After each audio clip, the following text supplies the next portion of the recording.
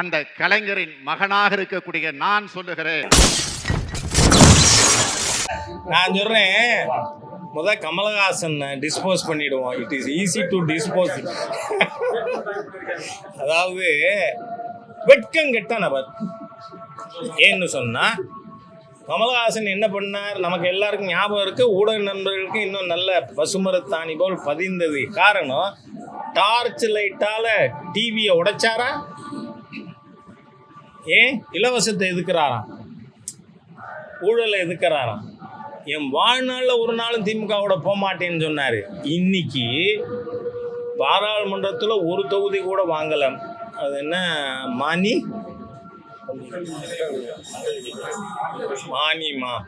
சரி, என்ன அந்த கட்சி சட்டமன்றத்துலேயும் அது நிற்குமா தெரியாது.